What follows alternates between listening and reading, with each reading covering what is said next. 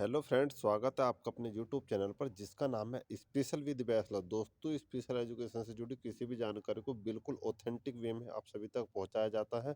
और इसी कड़ी को आगे बढ़ाते हुए, जैसा कि आप सभी को मालूम है कि आपके एग्ज़ाम 23 तारीख जनवरी 2023 में स्टार्टिंग होने वाले हैं। तो आपको आइडिया होना चाहिए कि किस टाइप का आपका पेपर हो सकता, किस टाइप के सवाल पूछे जा सकते हैं और कौन सा क्वेश्चन कितने नंबर का होगा। वो सारी डिटेल अब हम यहाँ पे अपनी वीडियो में देखेंगे। जैसा कि आप हमारे स्क्रीन पर देख सकते हो कि जो आपका पेपर होगा वो 45 नंबर का होगा। वो 45 क्वेश्चन, वो 45 नंबर आ सकते हैं इसमें। और पेपर आपका कितना टाइमिंग होगा वो भी यहाँ पे हम देख सकते हैं। लेकिन क्योंकि अभी सर्दियों का मौसम है तो आपका जो एग्ज़ाम का टाइम है वो 11 बजे से स्टार्टिंग है और वो 2 बजे के अप्रोक्स चलेगा। तो अब हम इसमें ये देखने की कोशिश करेंगे कि कौन-कौन से क्वेश्चन पूछे जाते हैं, क्वेश्चन का लेवल क्या होता है, इन सारी चीज़ों के बारे में यहाँ पे डिस्कस करेंगे। तो सबसे पहले आपको ये समझना होगा कि ये पेपर कौन से सब्जेक्ट का है। तो इसमें आप देख सकते हो ना, ऑडियोलॉजी। जी हाँ, ये आपका पेपर ऑडियो का है और इससे ऑडियो का कोई भी एग्ज़ाम जो डीएड में, एचए में ऑडियो का जो एग्ज़ाम होता है वो सबसे ज़्यादा टफ और हार्ड क्वेश्चन आते हैं इसमें। और ये पेपर सभी के लिए ज़्यादा दिक्कत वाला हो सकता है। तो इसमें हम थोड़ा सा समझने की कोशिश करेंगे, आगे देखेंगे कि क्वेश्चन का लेवल क्या हो सकता है। ये जो 1 बाय 1 लाइन में क्वेश्चन दे रखे हैं, जैसा कि आप देख सकते हैं 1 2 3 4 5, ये एक लाइन में ट्रू फॉल्स दे रखे हैं। ये इतने ज़्यादा मायने नहीं रखता, लेकिन जो सेकंड पार्ट आपका यहाँ से स्टार्ट होता है वो ज़्यादा मायने रखता है। और आप यहाँ पे भी देख सकते हैं एक क्वेश्चन 5 नंबर का है। 6 क्वेश्चन आएंगे, 6 में से आपको 4 करने होंगे। और वो 4 जो आपको अच्छे से आते हो तो वो आपको करने होंगे। जैसा कि जब आप एग्ज़ाम करते हो तो कोशिश करनी है आपको वहाँ पर कि जो सबसे पहले लॉन्ग क्वेश्चन कीजिए, दोनों लॉन्ग क्वेश्चन कीजिए, उसके बाद शॉर्ट क्वेश्चन कीजिए और उसके बाद आप 1 बाय 1 वाले पे आइएगा। वहाँ से क्या आपकी टाइमिंग बच जाएगी। अब देखेंगे इसमें हम ये पहला क्वेश्चन शॉर्ट में किस टाइप में पूछा जा रहा है। ये जो पहला है इसमें लिखा है चालकीय श्रवण ह्रास के कारणों की चर्चा कीजिए। यानी कंडक्टिव जो हेयरिंग लॉस होता है उसके कौन कौन से कॉजेज हो सकते हैं, कौन कौन से रीजन की वजह से वो हेयरिंग लॉस हो सकता है, उसके बारे में यहाँ पे विजिन डिटेल मांगा गया है। सेकंड क्वेश्चन है आपका श्रवण यंत्र के विभिन्न भागों को दर्शाने के लिए एक स्वैच्छित नामनिर्देशित आकृति बनाइए। मतलब कि इसमें जो हेयरिंग एड है उसके फोटो के बारे में बात करा कि हेयरिंग एड का आपको एक फोटो बनाना और प्रत्येक भाग के आपको वो समझाने हैं कि वो हेयरिंग एड के जो पार्ट है वो कौन कौन से काम करते हैं। आपको ध्यान रखने वाली बात यह होगी कि जो हेयरिंग एड वाला क्वेश्चन होता है तो उसमें सवाल ये उठता है कि हेयरिंग एड कितने प्रकार के हो सकते हैं या हेयरिंग एड के पार्ट कैसे कैसे काम करते हैं। तो आपको याद रखना, जितने भी हेयरिंग एड होते हैं उसमें 4 मेजर पार्ट होते हैं, जिसमें माइक्रोफोन, रिसीवर, एम्पलीफायर और बैटरी कंपार्टमेंट। माइक्रोफोन क्या करता है, बेसिकली अकोस्टिक साउंड को इलेक्ट्रिक में चेंज करता है और रिसीवर इलेक्ट्रिक साउंड को अकोस्टिक साउंड में चेंज करते हैं और एम्पलीफायर साउंड को बढ़ाते हैं। और जो बैटरी कंपार्टमेंट है वो बैटरी सप्लाई करते हैं। तो आप ऐसे लिख सकते हो हेयरिंग एड के अलग अलग पार्टों के बारे में। अब यहाँ पे थर्ड क्वेश्चन हम यहाँ देखेंगे श्रवण यंत्र की देखभाल और रख रखाव। यानी यहाँ पे पूछा है कि हेयरिंग एड के आपको कैसे उसकी देखभाल करनी है और उसका महत्व क्या हो जाता है। रख रखाव के महत्व के बारे में और देखभाल के बारे में, मतलब कि आपको समझना होगा कि जो हेयरिंग एड है, जो कान की मशीन है बच्चों की, हमें उसे इन्वर्टर के ऊपर नहीं रखना, किसी गर्म चीज़ के ऊपर नहीं रखना। जब बच्चा शाम को सोते वक्त हमें उसको निकालना है, यानी कहीं ना कहीं हमें उसकी सुरक्षा करनी होगी। नेक्स्ट क्वेश्चन है, बहुत इंपॉर्टेंट क्वेश्चन है, ऑडियो के परिप्रेक्ष्य में सबसे ज़्यादा पूछा जाता है, हर साल रिपीट भी हुआ है ये क्वेश्चन। श्रवण प्रशिक्षण इस संज्ञा को स्पष्ट कीजिए। मतलब कि ऑडिटरी ट्रेनिंग किसे कहते हैं उसके बारे में पूछा गया है। उसके बाद लिखा है योग्य उदाहरण श्रवण प्रशिक्षण के चरणों को स्पष्ट कीजिए। मतलब कि सवाल ये उठता है कि ऑडिटरी ट्रेनिंग किसे कहते हैं और इसके कितने स्टेप होते हैं। तो मैं आपको एक लाइन में बता देता हूँ। बेसिकली ऑडिटरी ट्रेनिंग यानी जो हेयरिंग एड लगाने के बाद हम बच्चों को सुनने की ट्रेनिंग देते हैं उसको ऑडिटरी ट्रेनिंग बोलते हैं।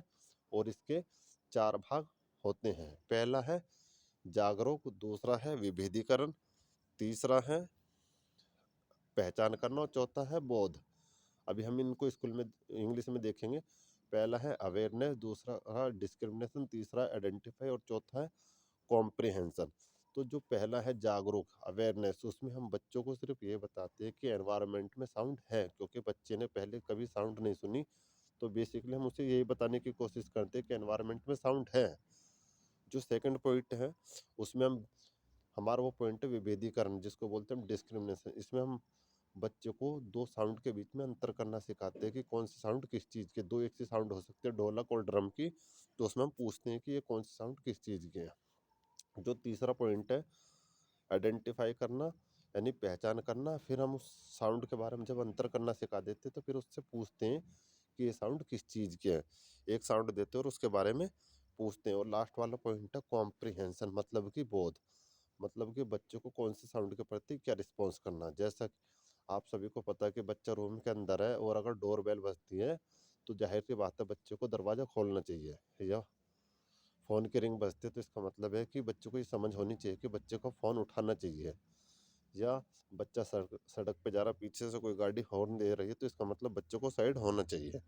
तो ये ऑडिट ट्रेनिंग के 4 स्टेप है। आप इनको ऐसे ही लिखोगे तो काफ़ी अच्छे नंबर मिलेंगे। हर साल ये क्वेश्चन रिपीट हुआ। उसके बाद दृश्य प्रबंधन श्रवण मापक को स्पष्ट कीजिए। इसका मुझे अभी पता नहीं है, आगे हम इसको इंग्लिश में देखेंगे कि ये क्या पूछ रहा है। और उसके बाद पूछा है श्रवण यंत्र के साथ श्रवण आलेख के महत्व को स्पष्ट कीजिए, यानी जो हेयरिंग एड है वो क्या होता है। और उसके बाद इन्होंने पूछा ऑडियोग्राम के बारे में।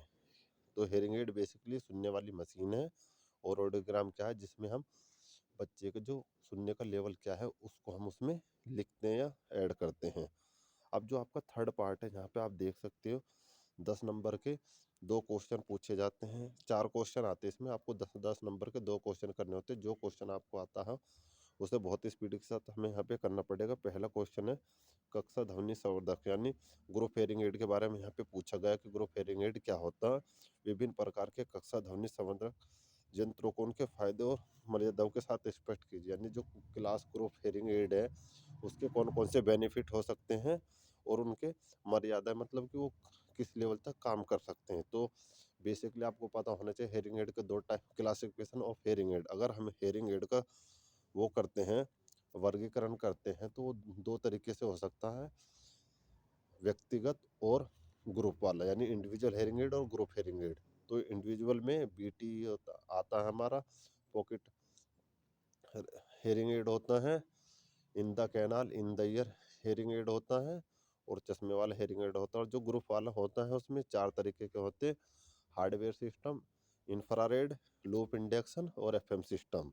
तो आप ऐसे ही लिखोगे तो इससे भी काफ़ी अच्छे नंबर मिलेंगे। उसके बाद एक स्वच्छ निर्देशन आकृति के साथ कर्ण के विभिन्न भागों का वर्णन कीजिए, यानी कान का आपको भाग बनाना पड़ेगा, यानी उसके पार्ट बनाने पड़ेंगे और उनके बारे में लिखना होगा और उनके कार्यों के विस्तार से समझेगा। अब इसमें आपको ये लिखना होगा कि आउटर ईयर का काम क्या है, मिडल का क्या है और इनर के ईयर का काम क्या है। उनके तीनों के फोटो बनाने पड़ेंगे और लिखना पड़ेगा। तो आउटर ईयर क्या करता है, बेसिकली साउंड को कलेक्ट करता है और मिडल ईयर में पहुंचाता है। मिडल ईयर क्या करता है, ओसिकल के चैन के द्वारा साउंड पहले ईयर ड्रम में टकराते, उसके बाद ओसिकल चैन के द्वारा इनर ईयर में पहुंचते और इनर ईयर साउंड को ऑडिटरी नर्व के द्वारा ब्रेन में मैसेज पहुंचाता। तो ये तीनों काम के बेसिक बेसिक काम हो सकते हैं। उसके बाद थर्ड क्वेश्चन फिर से वही आ गया, श्रवण प्रशिक्षण में कैसे विभिन्न उपगम यानी अप्रोच का उपयोग कीजिए श्रवण प्रशिक्षण की सफलताओं को प्रभावित करने वाले, यानी जो ऑडिटरी ट्रेनिंग होता है उसको कैसे कैसे प्रभावित कर सकते हैं, कौन कौन चीज़ से प्रभावित कर सकती है। यानी अगर उसे सही टाइम पे स्पीच थेरेपी नहीं मिलती है, प्रॉपर इंटरवेंशन नहीं होता, तो उसको कहीं ना कहीं दिक्कत हो सकती है। और लास्ट वाला क्वेश्चन है श्रवण ह्रास के वर्गीकरण को विस्तार, मतलब कि हेयरिंग लॉस के बारे में पूछा गया कि हेयरिंग लॉस किसे कहते हैं, उसका वर्गीकरण कीजिए। तो हेयरिंग लॉस बेसिकली 4 प्रकार का होता है, जिसमें पहला होता है एज के अकॉर्डिंग, दूसरा डिग्री के अकॉर्डिंग, तीसरा नेचर के अकॉर्डिंग और चौथा कोजिज के अकॉर्डिंग। अब क्वेश्चन ये पूछा है हेयरिंग लॉस का वर्गीकरण, यानी क्लासिफिकेशन ऑफ हेयरिंग लॉस। लेकिन अगर क्वेश्चन आता है टाइप्स तो वहाँ पे आपको कुछ और लिखना पड़ेगा, लेकिन क्वेश्चन को हम ऐसे ही तैयार करेंगे। तो इसका श्रवण दोष का अगर वर्गीकरण करते हैं तो 4 तरीके का हो जाता है। उसके बाद जो एज का होता है उसमें एक होता है एक्वायर्ड और एक होता है कॉन्जिनेंटल। और जो डिग्री के हिसाब से हैं उसमें हम 0 से 25, 26 से 40, 41 से 55, 56 से 70 और 71 से 90 और 90 से 91 से अबाव, उसको हम प्रोफाउंड हेयरिंग लॉस बोलते हैं। तो हम उसको ऐसे लिख सकते हैं, वो normal hearing loss, mild, moderate, severe, severe moderate, profound. उसके बाद नेचर के हिसाब से दो तरीके का हेयरिंग लॉस हो सकता है, सडन हेयरिंग लॉस और प्रोग्रेसिव हेयरिंग लॉस। सडन में क्या होता है कि अचानक कोई से तेज आवाज आए उसकी वजह से आपको अचानक वो हो गया हेयरिंग लॉस, या कोई दुर्घटना होती है तो वहाँ पे हेयरिंग लॉस होने के चांस बहुत ज़्यादा होते हैं। और प्रोग्रेसिव में क्या है कि एज के साथ धीरे धीरे ये बढ़ता जाता है, जैसे बूढ़े लोग होते हैं जैसे जैसे एज बढ़ती जाएगी उनको हेयरिंग लॉस बढ़ता जाएगा।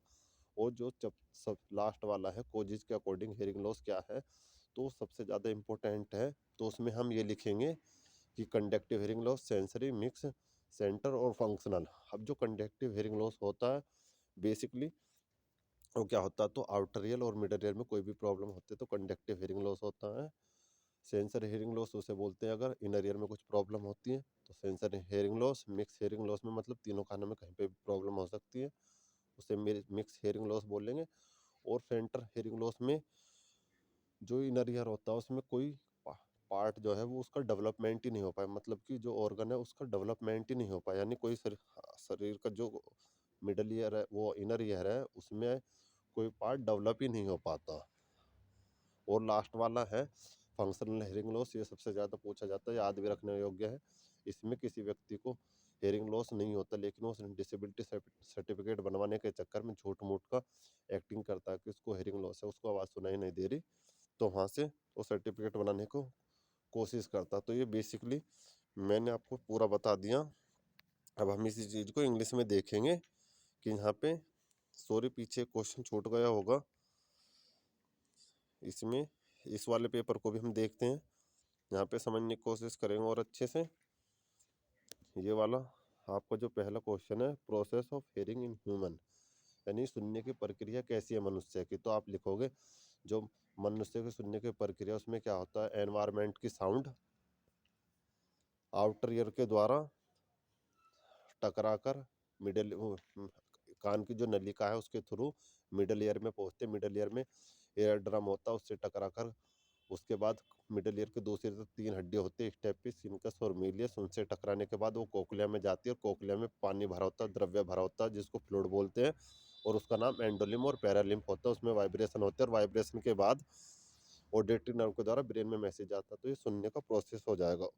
उसके बाद सेकंड क्वेश्चन है कि common causes of congenital hearing loss, यानी जो कॉन्जिनेंटल हेयरिंग लॉस है उसके जो कौन कौन से रीजन हो सकते हैं, किन कारणों से वो हो सकते हैं उसके बारे में पूछा गया। उसके बाद इंपॉर्टेंट ऑफ अर्ली आइडेंटिफाई और कॉन्जिनेंटल, यानी इम्पोर्टेंट यानी अर्ली आइडेंटिफाई का रोल क्या है कॉन्जिनेंटल हेयरिंग लॉस में, उसकी भूमिका क्या है। उसके बाद और ऑडिटरी ट्रेनिंग की स्टेजेस पूछी गई है, तो इसकी चार स्टेज है।